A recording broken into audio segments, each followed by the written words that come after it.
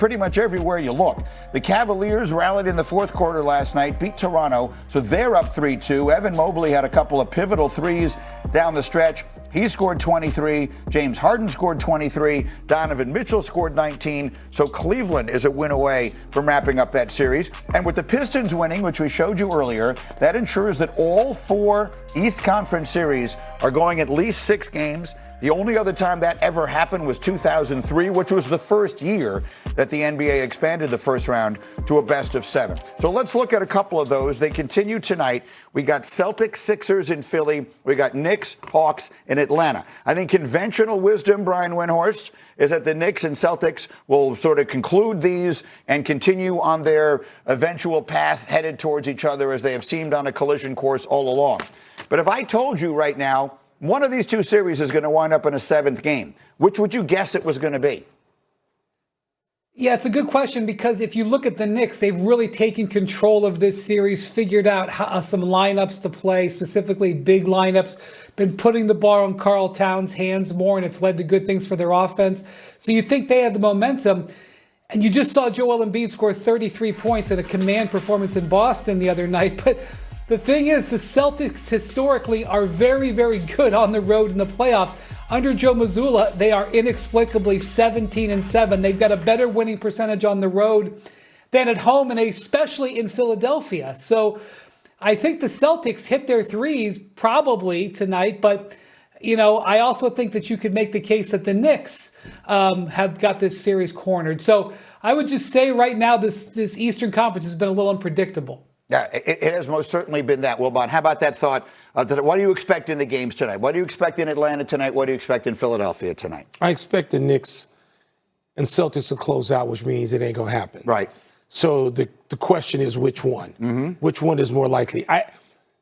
The Maxey, it seems like it's Maxey time. We got this game out of Embiid. Do I expect back-to-back games out of a guy who has the physical challenges that Joel has? No. But Maxey hasn't had one of the. Maxey's capable of going out and getting his 45 tonight, particularly at home. That place is going to be crazy. We were in the Garden. I was in the Garden the other night. Philly's going to be absolutely that crazy, thinking they can force Boston back to a Game 7. Man, the Knicks, every time historically, you go and you expect the Knicks to do something that makes all the sense in the world, they don't. Mm-hmm. So I'm sitting here talking myself into a Knicks Atlanta Game 7 in Madison Square Garden Saturday. I believe both the Celtics and Knicks will win, which means one of them's not. If you're a Knicks fan, then I think tonight's a very important game. Because you want to say that the inconsistencies, the things that drove you crazy at times during the year are truly behind you. Right. This season was a Knick. I live here in New York. I'm surrounded by Knick fans every single day. And we talked about it. We joked about it the first day you were here, Shams. To the Knick fans, every day we're either firing the coach or we're winning the championship. And it's been a season of that. They've had 2-week stretches where they looked like they were ready to win the title. And they had 2-week stretches where it looked like we need to break this up and go get Giannis and start all over again. If you're a Knicks fan, you'd like to think that's behind us now. We found something. It's playoff time, and we're going to keep steamrolling. I think tonight's a very important game for the Knicks. This is really the only place where I feel like I'll be. And it'll be a 2-2 series, and people will be asking me who's getting fired, what's happening here, where's this player getting traded. I'm like, it's a 2-2 series, and they have home court advantage. I was actually stunned when people were asking me that. But listen, who I think has a better chance, unless Joel Embiid that we saw the last game, I just don't see Boston having the performance that they had last time, having the clunker that they had down the stretch of the game. They usually respond in these moments. And let's just go big picture in the East here. So we're looking at this. We got all these Game 6s. Windman, just give us sort of a big picture. As I said, it's the first time in 23 years that we've had this. So you got Cleveland will be looking to close out. We've got Orlando going home, looking to close out on the Knicks and Celtics. Yeah, so a lot of injury situations here.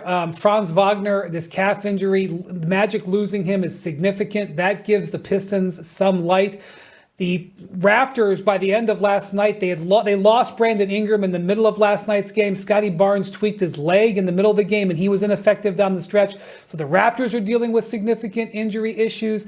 Some of this may be who just gets through healthy, including, even though Embiid will be in the lineup tonight, how does he look? He just had one day off. So some of this is just going to be a war of attrition, and that is what we normally see when series go into game 6 and 7. All right, we'll have more hoops conversation as we go. I'll mention Michael Wilbon's going to head over and do First Take coming up. It is always such an honor for us to have you here. My pleasure. He'll be back soon. Hey, if there's a game set performances of the night, you're looking at Cade Cunningham. He was the number 1 pick in the draft. Paolo Banchero, he was the number 1 pick in the draft. Both of them went crazy last night in Detroit. But the Pistons, in a game they needed, Cade Cunningham brought everything, Wilbon. And bringing everything meant scoring. It didn't mean triple-double. It didn't mean assist totals.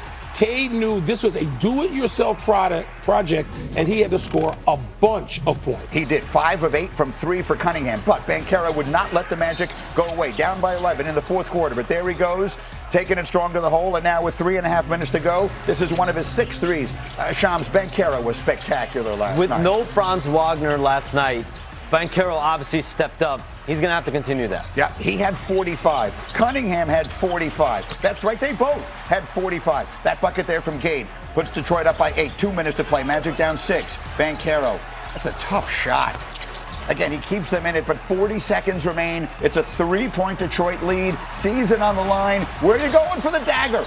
Oh, a little Michael move there, and it's good. Cunningham, 45 points, breaking the Pistons' single-game playoff scoring record held by Dave Bing. Correct, in 1968. Between the Raptors and Cavaliers. Series tied at 2 apiece.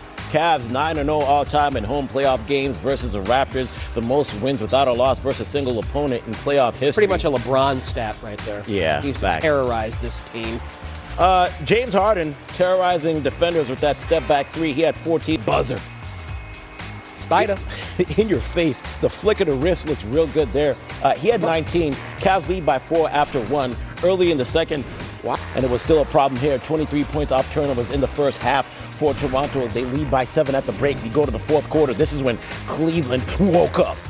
Jalen Tyson, pull up 3. It's in your face. Score tied. It's disrespectful, man. Don't be doing that. No fouls were handed. 19 in the final frame. Cavs